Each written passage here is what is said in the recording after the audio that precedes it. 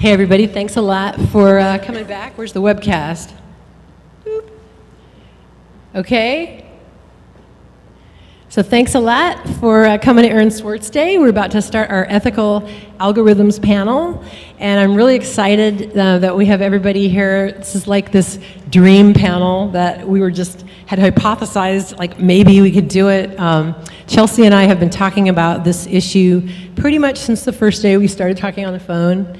And it was really nice to be able to integrate it, or kind of integrated itself this year into the program. Today, I just want to introduce our speakers here. We have Kristian Lum from Human Rights Data Analysis Group. And she's the lead statistician there, and they have an algorithm for determining basically who the casualties really are after like a genocide or a war or something, usually after something bad has happened, and being able to figure out who those people are. Their tagline is "Everybody counts," and it's really amazing work that they do now, and they're really in a class by themselves. So I really wanted someone from there to be on this panel. So thanks a lot, Kristian. Caroline Sinders used to be on the IBM chatbot team, and she actually made chatbots for making chatbots, right? I helped design the software so people could create their own chatbots. Okay, right. And then of course we have Chelsea, and Chelsea is an artificial intelligence expert and into algorithms, and we always chuckle when we say that, but it's true, and I'm really happy that she decided to be a part of the panel. I wasn't sure if she was going to be able to be here personally, so I'm really happy that she's here. So without any further ado, I'm going to let Kristian Lum start things off and talk about this police predictive software that's really frightening, that is being used in Chicago is the use case that I've been reading the most about, but we're finding out that it's being used in different places. And this actually ties into there's a police surveillance project on the website where I'm trying to get everybody here to start filing these public information requests. It turns out we get to play a guessing game when we want to find out what surveillance equipment has already been purchased by our state and local governments. And we get to file a public information request and guess at all the surveillance equipment that they might have purchased. And if we get it right, then they're supposed to give us those records about it. And then we might be able to put pressure on our local governments to do something about it and put a policy in place based on the existence of the surveillance equipment. And of course, my first question was, wait a minute, the stuff that's already in place. So yeah, so all the departments are just buying this stuff willy-nilly and doing what they want with it because there's no policies in place about how they're using it. So this police predictive software is being used however they want to use it because there isn't any policy in place in terms of oversight. So again, I just wanted to tie it all together in terms of something that you can do if you want to take part into trying to change some of this stuff after you find out about it. So I'm going to let Kristian take it away telling us about this software. Okay, yeah, so, right, so predictive policing. How many people here? Is anyone familiar with this already? Okay, great, actually most people are here. That's fantastic. Yeah, so usually what this does is it's software that's used to predict either who will commit a crime in the future or where a crime will occur in the future, and in some limited cases, like I think one of the cases that Lisa was talking about in Chicago, also maybe who will be a victim of a crime in the future. So a few different versions of this, right? Individual type predictions as well as location type predictions. And what I focused on in the past more has to do with the location-based predictions, and so I'll talk a little bit about that more, but we can talk about some of the individual level predictions as well if you'd like. So how the location-based software tends to work is it takes past information that the police have about where not drug crimes, excuse me, I'll get to that in a second, where crimes have occurred. So it will be information like things that have been reported to police and things that police have found when they're patrolling, right? So they have all these incident reports. So then that gets plugged into an algorithm which learns patterns in the data. So it's just a machine learning algorithm. There are many different versions of this. Some of them have, I'm sure some of them are doing deep learning. Some of them are, simpler models, like the one that I've looked at most carefully is a machine learning type model that's used for earthquake prediction. But so you'll take this data and you'll plug it into any number of these different types of models. And what that machine learning model will do, because this is what machine learning models do, right, is learn patterns in the data that they are given. Not something more broadly, they specifically are learning patterns in the data that they're given, and then based on the patterns that they learn from that data, make predictions. So in the predictive policing context, the police records are fed into the algorithm learns patterns in the police data, and then it makes predictions about where police should be deployed in the future. And in some cases, then the police will be deployed to those locations. So it might say, go to, tomorrow, this spot right here on this corner is likely to be a high crime area, and you should go there. And then additional police forces will be deployed to that area. All right. And so as I see it, there are several issues involved in this. First of all, I think one of the main issues is that the whole premise of doing this, or at least, one of the premises of doing this is that the criminal justice system and policing in general is kind of busted, right? There are certain people who are more likely than others for the same level of criminality to end up as a record in the police records, either because the community is more likely to report them or because the police are more likely to surveil them.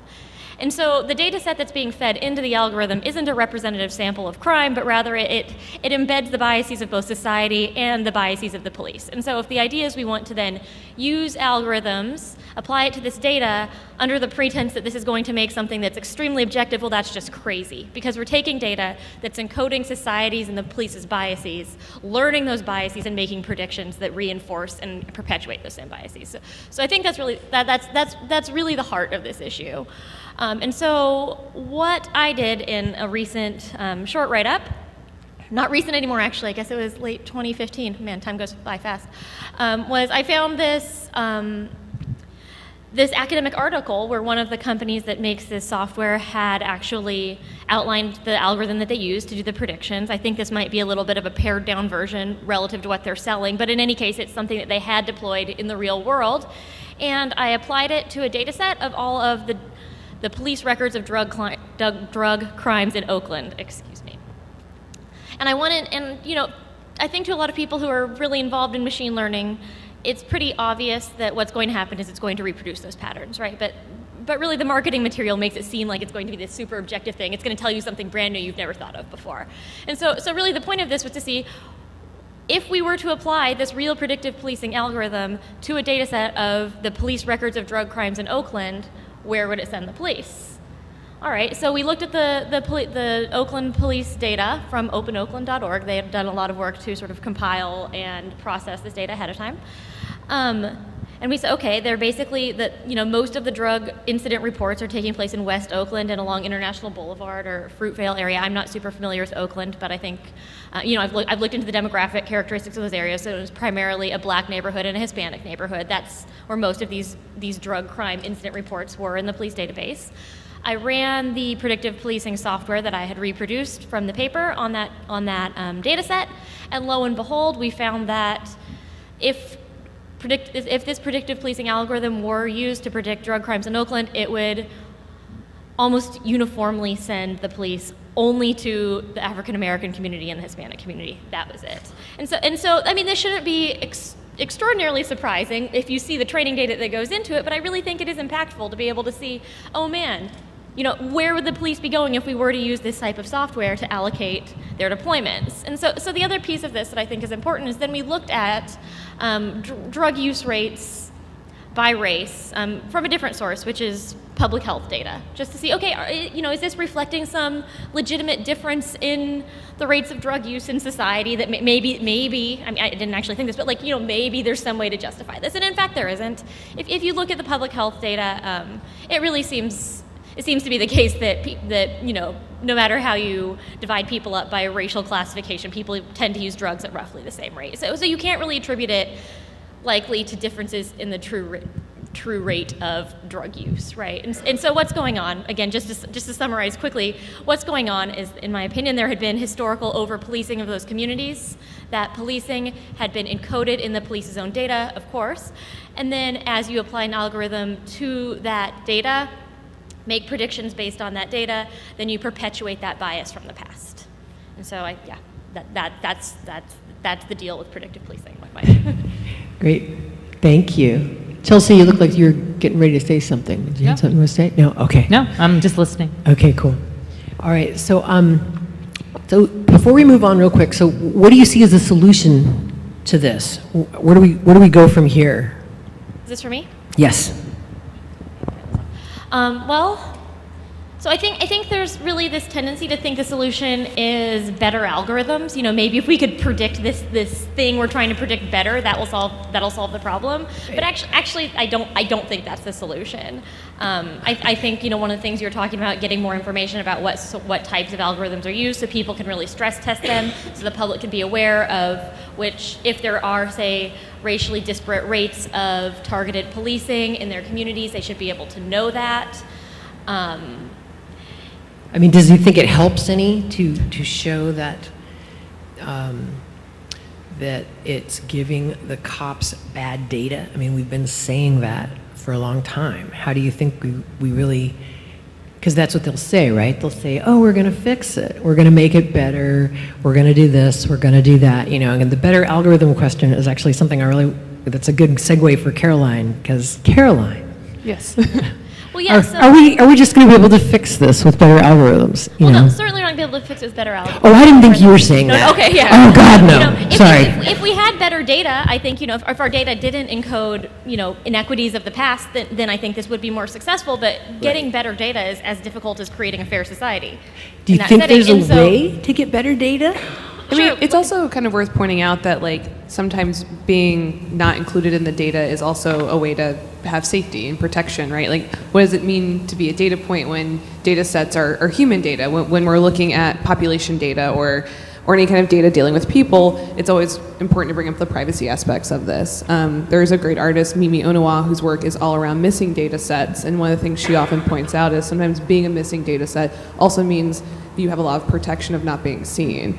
AI Now Institute, run by Meredith Whitaker and Kate Crawford, just released like 10 recommendations of ways that companies and different bureaucratic systems can start thinking about algorithms. And one of them is just no more black box algorithms, right? I think there's a lot of obfuscation around, even when you have an algorithm that's good, how do you have like transparency around that?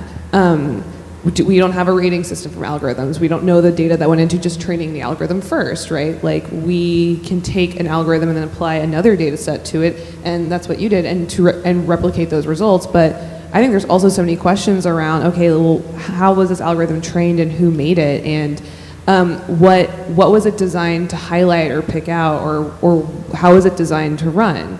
And there's a lot of still deep unanswered questions inside that. They are black boxes of mystery, really. Yeah, and I think sorry, do you mind if I say that? Another aspect, I think, of this whole transparency or no black boxing is having more transparency surrounding the provenance of the data sets, not only a sort of narrative description of how they are collected, you know, in the case of the police data, but also a description of what sort of pre-processing takes place on those data sets. You know, in sort of going back to the criminal justice setting, there are a lot of models that are now predicting whether someone will be whether an individual will be rearrested in the future. Now here's the question: what counts as a rearrest, right? That's sort of a pre-processing question. You have all this information. Say somebody fails to appear for court, then there's a bench warrant issued, and then they're arrested. Should that count? You know, and then if you were to make that data available, and again, there are privacy issues surrounding that, but you know, that's a very consequential decision that you're making, which types of arrests you're going to count towards your prediction for rearrest. And so I don't see a whole lot of conversation about this sort of data munging, because it's not that glamorous, right? It's this real back-end stuff, but I actually think that's one of the most those are some of the most consequential decisions that are made in developing these algorithms, and even in the conversation surrounding transparency, that's often a little bit lost. Well, I also feel like we group data and algorithms into one thing when they're parts of an equation that can also be two totally separate branches that are also worth alone isolating, looking at, and then looking at them together. It's like data, algorithms, data plus algorithms. Well, so I mean, just a little background here. So I've worked with these algorithms before, and I've worked with these algorithms in, you know, the military context. So we used, I in particular used statistical we used statistical predictive analysis in order to make predictions based upon data that we would feed the algorithms from previous data, and then make predictions as to where the hot spotting essentially. technique that's used in the same technique that's used in predictive policing, but to actually use it to move forces into a particular neighborhood, to patrol more in a particular neighborhood, to be on the lookout for more things. And so I would see these free feedback loops and things based on and I think, and to go with what we're talking about specifically, I think that the pre-processing that we were using and that I was playing around with, I would come up with a prediction, and it would be a fairly good prediction sometimes, at least from a statistical perspective. I mean, not based on the data, but I would have no idea where that came from, even though I was the one who wrote it. And I was the one who was working with it. So, it's not just that there's that it's a black box to everybody else, but even whenever your code is available to you, sometimes how it's actually coming up with the predictions it's coming up with, apart from just doing pure math. I mean, when you're trying to come up with something that's understood by humans for an explanation, it can escape you sometimes. So I think that's one of the dangers of having, of depending on just showing the entire algorithm. We have to fully understand these algorithms and not just see how they work from a code perspective or from an algorithmic perspective. Totally, but this is also where I think too, being an ethnographer of your data is so important, and looking at a data set as a subculture of an ecosystem. And this happened a lot with a lot of the work I'd be doing at IBM Watson, where we would be tasked with being given a data set and then being given an algorithm, and then part of my job was also often to create public demos, so demos that the public could access and interact with. And the first thing that I would often do is sit with a data scientist and try to investigate what is in the data set first, because we were often getting a complete data set. We weren't using this week's Twitter data for top hashtags. Sometimes it was here's the Enron email data set. It's closed, it's done, here you go. And I think it's so important to highlight if you can take the time to figure out what are the anomalies already inside of your data, as opposed to assuming that there's this neutrality inside the algorithm you're using, that the code you're using is neutral, and then thus the results that are being returned are canonical or perfect results, or the results you should be relying on. If you don't understand the aspects of the data you're working with, oftentimes that is, if you understand the data you're working with and sort of the nuances of the data you're working with, that can often explain why the results are what they are. And I think your example pointed that out really well. If you look at over-policing, it's not a surprise that when you run policing data or population data, or over-policing of black neighborhoods, it's not a surprise, and a predictive policing model and algorithm would then take that data and then suggest over-policing that by already acknowledging that the data set is flawed, but you have to know that the data set is flawed, you knew what was in the data set. Yeah, and I think that this idea that we really need to know the nuances of the data is even important all the way through the process when we start talking about model validation. So we keep, you'll hear a lot about, oh, is your model validated, or what's the predictive accuracy of the model? And again, the context I work in is these criminal justice type models, so that's usually what I'm thinking of when I'm talking about these things. But, they'll report something like predictive accuracy. We got this many number of predictions about whether this person will be rearrested correct. Okay, if you don't understand the nuance of the data that arrest is not an objective measure of criminality, what does that even mean to say that you got something right? If you're trying to predict criminality and you're predicting arrest correctly, well, great, maybe you can make a perfect machine learning model. I mean, you can't, but maybe you had enough information, maybe you could, even if we posited that you could, and you could get every prediction of whether someone would be rearrested right, that model's not going to disentangle the two effects of this person is more likely to be rearrested because they're more likely to engage in more criminal behavior from this person's more likely to be rearrested because they're more likely to be surveilled by police. Yeah. Right, and so understanding the nuance of the data even can help you at that later stage of the process when you're thinking carefully about, oh, I've gotten 100% accuracy, right? This is the best model ever. Right. You have to think to yourself, well, congratulations, but what am I even predicting? Right. Yeah. Well, what scares me with that is how some of these algorithms are actually being used in bail hearings. Yeah. They're oh, you're predicted more to have. You're predicted by this algorithm that's and and I think we need to people in technology need to acknowledge that no data set is unbiased and that no algorithm is unbiased, and you can never you can get better, but you just can't get there. And And also, you know, like you're literally changing this person's life, you know, like, because they're going to stay in jail because they're in a bail hearing because some algorithm that was made by some company decided that you're more predicted to be arrested, and like it's not evidentiary in any way, but it's being used in an evidentiary manner because it's just a mathematical prediction that's based on false data or, you know, poor data, and it's actually tearing people's lives apart. And it's also feeding back into this feedback loop where because they're seen as being more rearrestable, therefore it reinforces the data set. Totally. And this is something where, you know, I think like the investigative reporting that ProPublica has done specifically on this is really worth highlighting. And another example is, have you heard of Faceception? It's this Israeli company that's it's using facial recognition software inside of surveillance cameras to like rate different emotions in your face. But if you look at their demo, it's the brown man frowning that's clearly like the angry person most likely to engage in a crime. But then what I find fascinating is even if you move outside of like obviously the very awful and real racial implications of that, who determines like what safety looks like or what is a neutral face? And if you think about it from a cultural perspective of, you know, how many people have resting bitch face, for example, but are having a really great time, or if you want an even more serious result, how many people have been in really compromised situations where their safety is at risk and they have to look like they're smiling or maintain a very happy and neutral face? Like this kind of surveillance that exists as a way to like help or look at or divide up our everyday emotions forgets that like we are not allowed to be ourselves 100% of the time, and it also really misconstrues as to what is safety and what is danger based off if you're a marginalized person, a person of color, non-gender binary, like trans, female, etc. It assumes that we all experience like safety in the same way.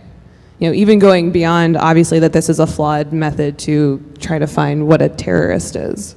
Yeah, and you know, to like one of the best examples that I've ever seen for, you know, how flawed that the algorithms that we are using is whenever you actually do feed the algorithms with training data that's skewed in a different direction. I think that for New York City, like I remember there was I forgot who did it, but and somebody might be able to find it for me, but there was somebody fed all of the white collar crime data into the system, and it showed the financial district as being the hot spot where the police should probably start going to. The new inquiry did that. That was I really loved that project. It was really amazing. That was hilarious. Yeah. I think they also had a piece of that where they then scraped like LinkedIn profiles Yes. and made a composite face of someone. And it's who's just a like, white man. like, Now what, sorry, what program? I just want to know, what project is this now so people can look it up? It's the new inquiry white collar crime predictor. Yes. It was made by Sam Levine, Brian Clifton, and Francis Singh. Okay. And I think it was a bit tongue-in-cheek. It wasn't. Is it accurate? Is it done with real data? It's technically accurate. They wrote a white paper, I think, that has been accepted to different conferences. And like there are 3 data scientists that worked on it, but it was also done as a tongue-in-cheek joke. But to look at it's done in the way that you can verify in the way in which these other kinds of predictive algorithms are also verifiable. So it is up to like a specific kind of standard, and it has been accepted to different conferences. Yeah. And they've been able to reproduce their results multiple times. Yeah, could you talk a little bit about this verifiable data model? And is that an easy way to tell right away if we just shouldn't even pay attention to some study or something because it hasn't used one? I feel less knowledgeable on verifiability of data sets and data models and algorithms from an academic standpoint. But from like an industry standpoint, often those are not the questions I find people asking in a conference room or on a conference call of, well, like how sure are we that it's true? It's more, we've gotten these results and people have purchased this much of it, or it's selling really well, because we're in the age of people building software as a capability, software as a product, APIs as a product, meaning like you buy access to an API that's like a pipeline, and if it's returning certain results that a company can then use and put into a portfolio to sell to other different kinds of clients, like it doesn't actually really matter how much it works if it has the appearance of working, if it's pumping out results. So I can't speak to like academic verifiability of different kinds of APIs. I can speak to that I have not ever heard people really talk about that. Yeah. And I just wanted to clarify, so it is an important thing that there is a verifiable data model, and it is not always done. Totally. But then oftentimes you have to ask, like, what are the questions even that are being used as like the methods of verifying what you're looking at? Like, what are those questions, right? And this is where I think it's like academia is so important, because this can be debated in the academy, this can be debated in different academic spaces and institutions. People write responses to papers and other papers, and this happens all the time. I think there is a big push, though, for if you work in industry software to really understand like the ethical ramifications of the products you're using, or like the software that you're using, and how it affects your users, and how this affects even like unintended bystanders, people that have not opted into the system or into the product, right? And that's where you get into like different surveillance systems, or different systems that are like in the whole vein of like the Internet of Things, right? How many people are accidentally a part of a data set that they didn't get to opt into? And so I think when lay people, for example, want to talk about whether your data is reliable or verifiable or whatever, or accurate, I don't think they're often thinking about it in the same way that I do, which would be representative. Like in the crime example, did everyone who, say, committed a crime have the same chance of ending up in that data? I think it often is more in the context of if this person's age was listed as age 25 and his date of birth was whatever would correspond to 25 years ago, was that recorded accurately, right? Was the geotag recorded accurately? Was the circumstances surrounding why the officer was there recorded accurately? And in many cases, that can all be correct. I think when people think about this sort of reliability, or going and verifying each record, those details can all be right. Each record can be completely accurate, but that's not to say that the data set as a whole is accurate from the standpoint of representativity, right? Totally. The standpoint of everybody who, and I'm using this word very loosely, should have been in the data set actually is. Or is a company even using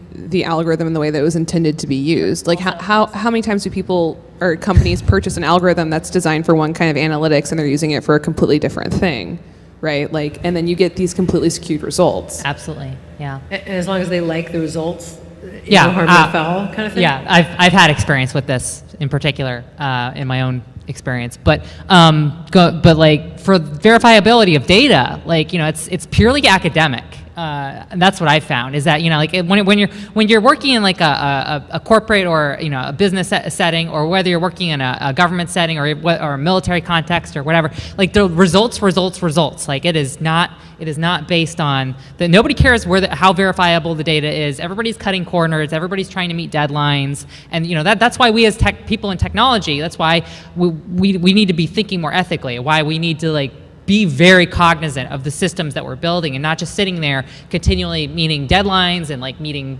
priorities that are set by our leadership, or by clients, or by by senior corporate C-suite people. Like you really need to like think like what you're doing, what the consequences of what you're doing are, because these are not questions that are happening, and they should be happening. And in many cases, for some of these systems, maybe even the question of whether we should even be doing a system like this at all, is a very it's a question that should be at least asked, in some of these rooms. Totally. It's not.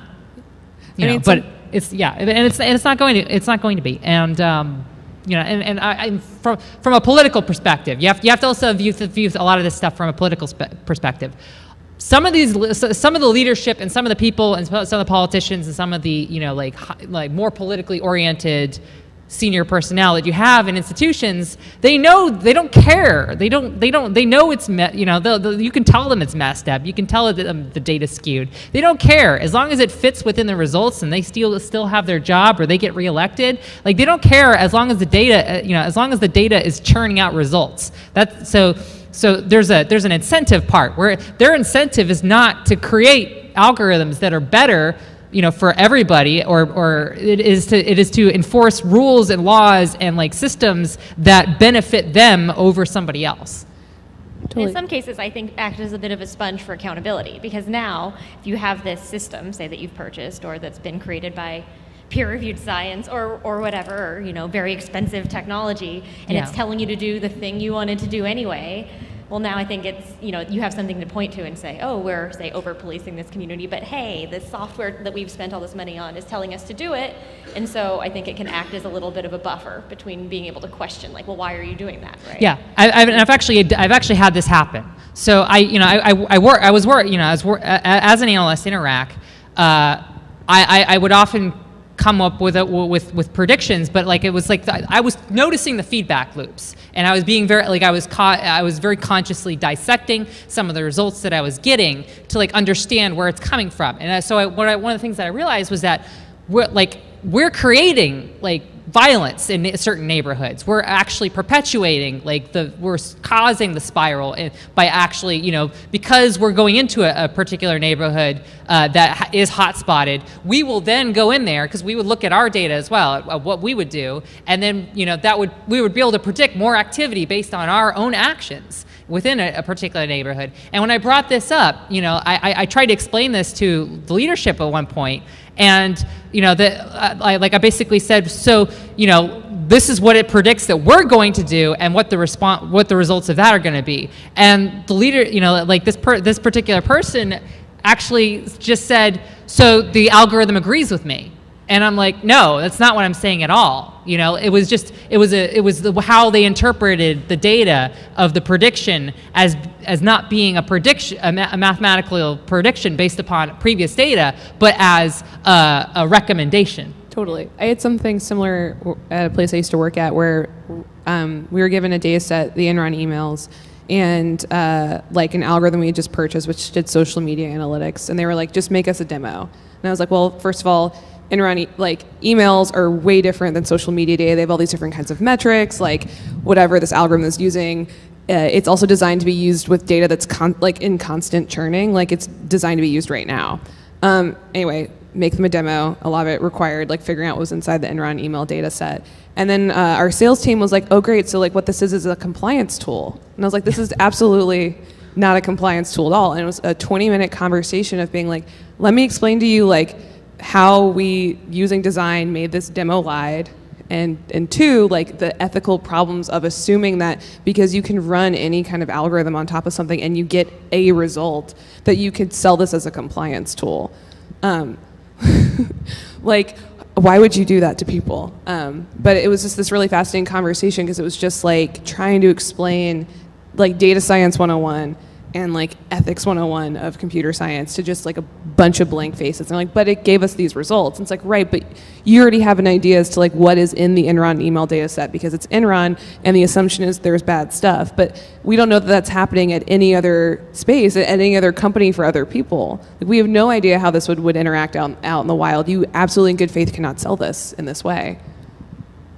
So that's what I'm hearing too. I'm hearing that they're basically, the software companies that are making a lot of this stuff, talk about ethics, they're basically selling it to whomever they can for whatever they can apply it to, or whatever someone wants to interpret that it can be.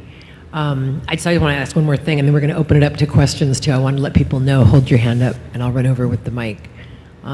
So what do you think we can do for these people? I mean, to stop these people? They're powerful, their companies are getting bigger, no one seems to care that they're selling snake oil as long as the money's coming in. Yeah, me personally, I think that we in technology have a responsibility to make our own decisions in the workplace, wherever that may be, and to communicate with each other, share notes, talk to each other, and really think about what take a moment, think about what you're doing. What are you doing? What is are you helping? Are you harming things? Is this worth it? Is this what you really want to be doing? Are deadlines being prioritized over, are results being prioritized over good, results? Should we should we do something? And I certainly made a decision in my own life, to do something, and it's going to be different for every person. But you really need to make your own decision as to what to do, and you don't have to act individually. We can work as a community. We can work as a collective entity. Like people in technology, we're not going to be able to explain to people, all this stuff, because people know everything's messed up, and they know that things are messed up because of the algorithms that we have. We've educated them on that. They understand that. They understand that viscerally because they see it. They see the consequences and the results of what these things are happening every day. The problem is that people in technology aren't paying attention, and even some of us who are paying attention aren't doing anything about it. And we're waiting for somebody to do something about it, and it's not like somebody else is going to do it. We're going to have to do it ourselves. Yeah, I mean, I think a lot of it is understanding that even if you feel like a cog in the machine as a technologist, you aren't. There are other people that are like you and trying to protest the systems you're in. I mean, I think if we look, especially in the past year, we've heard rumors of widespread groups and meetings of people inside of Facebook, inside of Google, really talking about the ramifications of the United States presidential election, of questioning how did this happen inside these platforms, of wanting there to be even accountability inside of their own companies. I think it's really important for us to think about that for a second, that that's happening right now, that people are starting to organize, that they are starting to ask questions. I think especially looking at where we are right now in San Francisco, inside of us, the hub of Silicon Valley, we're in a space where is very amenable to protest. It's very amenable to supporting ethical technology. How do we build more support for other people? Is it going to spaces we're not usually in? Is it going to other tech meetups? Maybe. Is it having hard conversations with other technologists? Probably. How do we push the politics of our community into the wider spread community? We have to go and actually evangelize that, I think. It's one of the reasons that I spend a fair amount of time writing for a lot of really much more mundane or to the point tech places. I write a lot for a design blog because I know product designers from Facebook read it. I like to go to conferences where they're there. I like to pitch different kinds of talks that really are focusing on the ethical ramifications of technology. I'm also employed as an anti-harassment designer at Wikimedia, so it's not that strange for me to go there, but it's engaging in conversation with other technologists and knowing that I have to do work as an activist. It means I have to talk and explain and help provide support and show other places to go. We could all do that in this room. Yeah, and I think it's really important that we all do that in this room because the marginalized communities that are the most affected by these technologies are never going to be able to do it for themselves. So it's kind of our thing. So I want to open it up to questions. Does anybody, I know we covered a lot and your brain's probably already exploding, but does anybody have something specific that they wanted to ask these guys while they had them? Hold up that. Huh? Oh.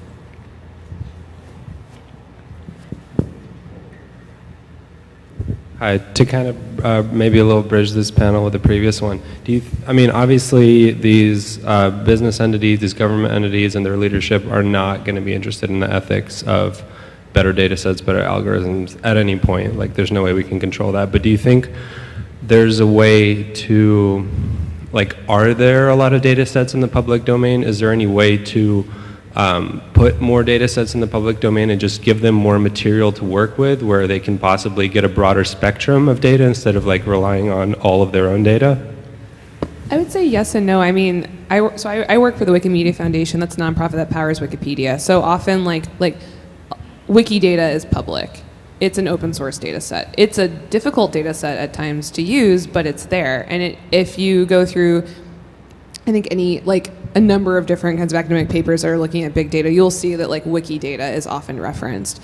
I think it's really important though to acknowledge that more data does not necessarily equal a more safer or equitable society. It is at times a good step towards that, but what would happen if we had more data for predictive policing software? Would we swing more towards a panopticon kind of dystopia, or would we swing back more towards a more equitable society? It's hard to say because we also don't know the results of how that data would be used.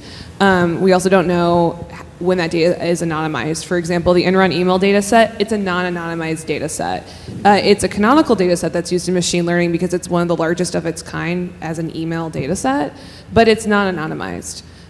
So that means that like people's personal information is in there. If you go through the Enron email data set, for example, and search shredding, what pops up is people's taco recipes because of shredded lettuce.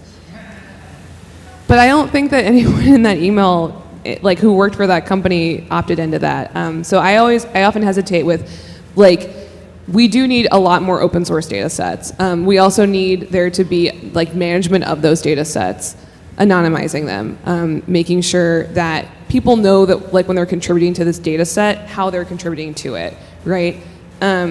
Would we all sign a different terms of service agreement if Twitter decided to make all of our tweets from here on forth public? Maybe, right? But people should be able to opt into these things. I think we could build collaborative data sets. This is something that Creative Commons is starting to look at as they're building more and more like infrastructure towards adding more and more like art files inside of Creative Commons, right? Like that can exist as like an open source image data set. People agree to a specific kind of copyright when they like, upload an image to Creative Commons. Maybe we could build a creative, collaborative, open source data set. And maybe it could be social data. Maybe people can donate their tweet archives there in a way that they are agreeing to giving everything over. And maybe it pulls DMs out, right? Maybe there's a way for people to give their tweets and also have them anonymized. But you need a governing body that is trustworthy and can be verifiably trustworthy in a way to manage that. I don't know if that's possible, but It's a lot of work. hi. I'm no algorithms or the governance aspects, but our programmers and technologists, are they giving up their voice in a way by driving the accessibility of the data and the algorithms public domain? Where are the forums for the people creating the algorithms to really think about what they're doing in creating them? Or is it, yeah. Is your question more, where is the space for engineers who are working in research labs that are creating algorithms? Where are there parameters or structure for them to begin looking at the ethical ramifications of what they're building? Right, I question that there's any good to come out of the data, because it seems like it's already biased. It would bias the action by the authorities. I mean, there are like the emergence of new institutions right now that are specifically focused on algorithmic, not algorithmic justice, but like looking at the implications of algorithms from an ethical standpoint. AI Now Institute, which is a part of NYU, which is run by Kate Crawford and Meredith Whitaker, that is like the whole reason that institute exists now. Yeah. Yeah, so there are institutions, but to your earlier question, yes, we absolutely have a responsibility, and when we're not engaging with each other and we're not doing these things, we are foregoing that responsibility, and I think that we in technology can learn a lot from the labor movement of the 19th and 20th century, where a lot of these institutions were, there were no, they were completely against the workers and employees, but we're not talking about, obviously we're not talking about, work conditions, because when you're working at Google, you're not worried about your work conditions, if you can skateboard in your free time or whatever, it's more about what the ethical responsibility that we have. Should we borrow some ideas and techniques? Should we strike? Should we unionize? Should we, should we talk about different means of doing things that we haven't talked about in decades? Occupy algorithms. Yeah, we talked. Yeah, that was an idea. Occupy algorithms. Can I just add one more?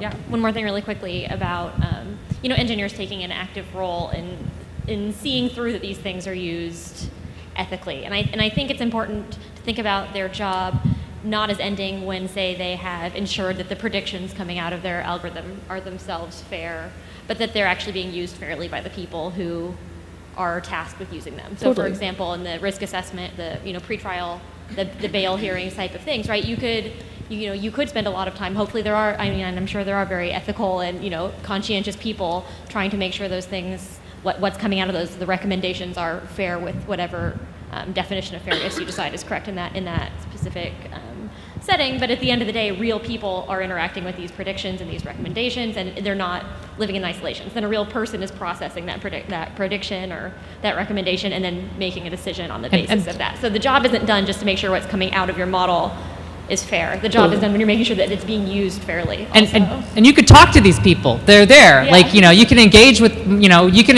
communities that are affected by these things. They have, I spend a lot of time working and going and visiting and talking with activists across the country, and there are people that they have like more localized. Obviously, there's more localized issues, and but people are working together. But we in technology, we can engage with these people. We can talk to them. We can show up, and ask them. They know this stuff. Like I said earlier, people know what the consequences of our systems are. Sometimes we're the ones not paying attention to what those are. I mean, Ida Momenjed, who's a postdoc neuroscientist at Princeton University, who's working with creating machine learning models to study the brain, specifically PTSD, has talked a lot about nurturing in algorithms, nurturing machine learning models and algorithms, and not just letting them run wild, but actually building a sustainable system where you spend years with the thing you're working on, and getting it to a point where, and then checking and rechecking and checking, like you are growing or raising something, that you are raising an algorithm. And I really sort of love that. She had a beautiful metaphor that I'm blanking on right now, but I think that that's also something we're thinking about, which is not the way in which technology or product-based companies look at a product, which is we put it out in the world, it's finished and it's done, but that's not really the case with machine learning. Hi, I'm Madeline. Thank you so much for this wonderful panel. It's really great to see the voices of women engaged on this topic.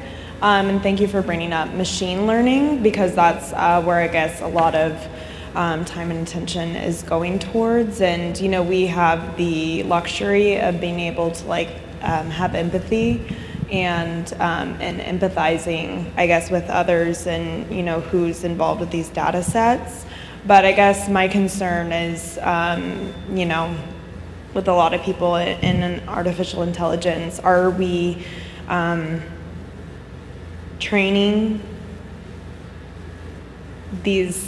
our algorithms to have some sort of empathy, to think about these issues and be concerned with the greater good? And what does that look like? And sorry, I started spontaneously applauding when you said and what should we do, or should we do anything at all? And then with the Wikimedia Foundation, it's I was involved with this hackathon, because there's not a lot of women contributing to Wikipedia, and I did for a bit, and then I just quit. And I don't know. What are your thoughts? Thanks. Thank you. What do you think, Caroline? We would love to have you come back and contribute. And if you want to talk about Wikipedia more specifically, I'm around all day. I think that I struggle with how to answer this question, because, we shouldn't fear algorithms or artificial intelligence or machine learning. I think what we should be skeptical of are the things we should always be skeptical of, which are how things are sold to us. How are they used in large-scale bureaucratic systems? How are they used in non-bureaucratic systems? I think really what we should also sort of push towards is noticing that we're entering an age where the opt-out is designed out, right? So a lot of times artificial intelligence or machine learning algorithms are just humming in the background, the way that there's electricity in this building, right? We didn't walk into this building and opt in to there being electricity here. It's here. We can see it, right? But we don't know what kind of energy it's run on, for example. Is this clean energy? Is this dirty energy? That we have no idea, right? We can't opt into that in a way. And I think that's the way to start thinking about algorithms, thinking about artificial intelligence and machine learning systems, especially inside of technology. It is a thing that you can't see, that you are aware of that's there. But I think it's important to sort of push towards like what would a rating system for algorithms look like? Should there be better models of how they're used inside of products, for example? There's a lot of machine learning that is done inside of Wikipedia, and that makes the encyclopedia at times a lot better. There are like little bots to help people onboard. There are bots that are designed to help look at vandalizing edits, and those are things that are really important. And those are things to like not necessarily fear, right? Like there are plenty of algorithms that are designed that work pretty well for like looking at financial fraud. And they have a system feedback loop where they're not sure if you've ever gotten a text message from your bank like, hey, did you really make this purchase? That is like a way to check. It's not an opt-in for you to be a part of their fraud algorithmic system, but it is a way for you to somewhat intervene. I think it's important to think about and pull back that like there are like small algorithms that work very well in our daily lives, like algorithmic recommendations in Spotify or Netflix. Like, should you opt into those? You know, they're designed to be whimsical and delightful. And that's like a product that's designed for entertainment. Well, what happens, you know, with something you can't opt into, which again is like the end of what the other end of the spectrum, which we've been talking about with predictive policing or surveillance. But there's not an opt-in for either. And how do you think of all the stuff in the middle? And I'm biased as someone who's a design researcher, that I think that you need a design for that. You need an interface. You need things that let people opt into it. She asked, what about privacy by design? I guess, can you explain a little bit more what you mean by privacy by design? Say it again. Having an opt-in model for all of this, privacy by design. The default is privacy. Ooh, good luck. Yeah. That's how it used to be. And I know, that's how right? it used to be, man. What the hell? I mean, I think that most things, if not all things, should have, if not an opt-in, at least clear like outlining as to how they're using your data. Inside of Wikipedia, for example, we don't keep a lot of like a long record of where people come from other websites to Wikipedia. We throw that away after a couple days. Like, I think that oftentimes companies ask for more data than they need to make any kind of decisions. I'm very pro-privacy. I don't think we often need as much as we think we need in terms to make a product work. But I will say with like some algorithmic systems that run, they're running in the way in which, again, like electricity runs in your house. Should we opt in for electricity? And it's hard to opt out of that now if you live in like a multi-person building, right? So how do you opt out of like algorithms working in different parts of the internet? They're just kind of there. Then I think that's a whole deeper question of should they be there or not. But again, I want to highlight that not all algorithms are bad.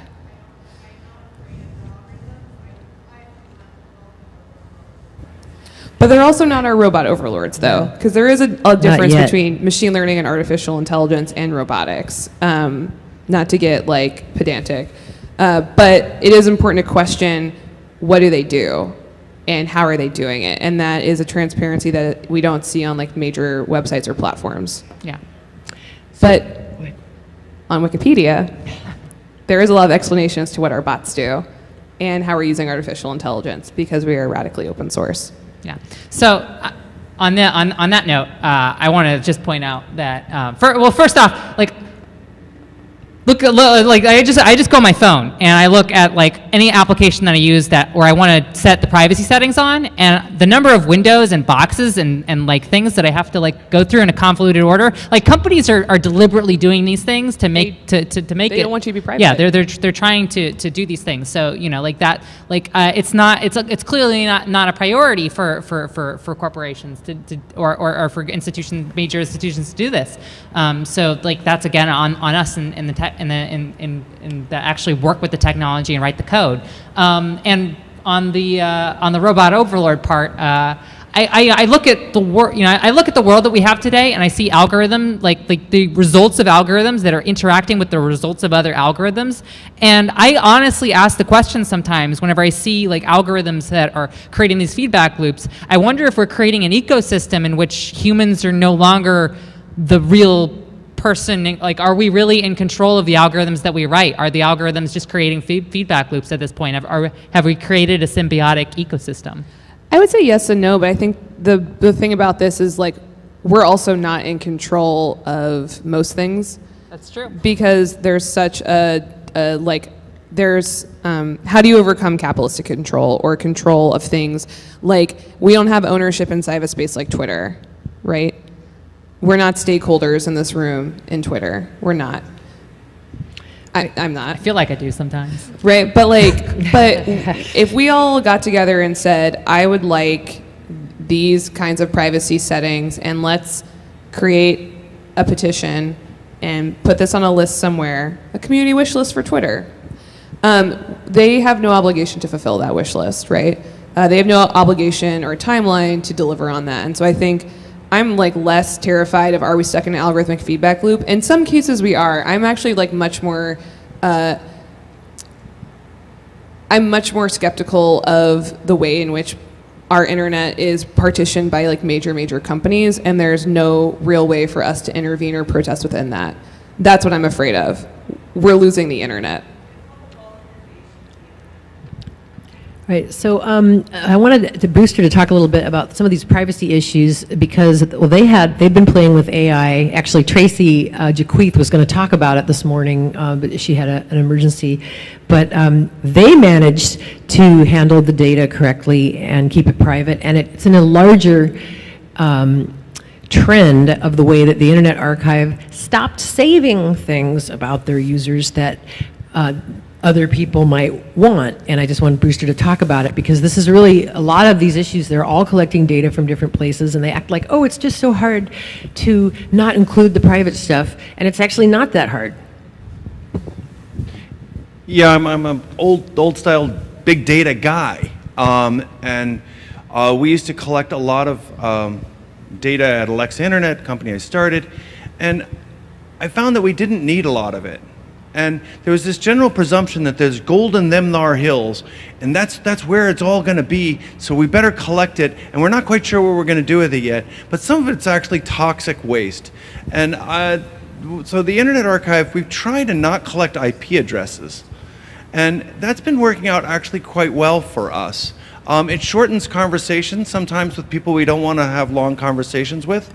They come and they ask us for things and we say we don't have it, so they turn away and go away, as opposed to arguing about not giving it to them. And we turn on IP addresses and collecting them when there are problems, when there are some of these attacks of different forms, and then we turn that on and turn it off. Another thing I learned out of this is actually don't certify that you're not collecting certain things, because also in a previous company, doing that goes and gets you such that you can be in endless legal problems trying to prove that you did what you said you were not going to do, which is, okay, so going and saying that that we're never going to collect IP addresses would be dangerous to us, because in a circumstance I was involved in, they said, okay, you said this, that's a contract, therefore you have to prove that you can never do that in any possible universe. And it was awful. So so that's sort of going the other way. But I'd suggest you can throw away a lot of things. There was also something that Sam Stoller figured out how to do here at the Internet Archive, which was to go and get the benefits of Google Analytics without giving them the IP addresses of our users. So there are amazing, wonderful tools out there that are really tempting to use, but we basically proxy things through, hash the IP addresses before they go to Google, so that we can get counts and things like that, use their tools. But we're not bugging our users by sending beacons to third parties. So it's a two-way street, but I'd say that there's mechanisms of trying to just challenge that idea of, well, maybe we should collect it just because maybe. it's just try not collecting it and seeing if anybody really cares, especially people in marketing. They just say, oh, we need it. It's like, why? Well, I don't know, because it's good. So just try sort of decreasing it and seeing if you can get by with your user counts and things like that with hashes of IP addresses rather than the actual addresses. We redo our seeds of our hashes every day so that we can go and get statistics during a day, but you can't figure out who is who across days even with data mining. I'm sure, though, you probably could. And going and saying that anything is anonymous, I find actually doesn't happen. I mean, there's just something that you can dig and dig and dig and find things that can get you in trouble.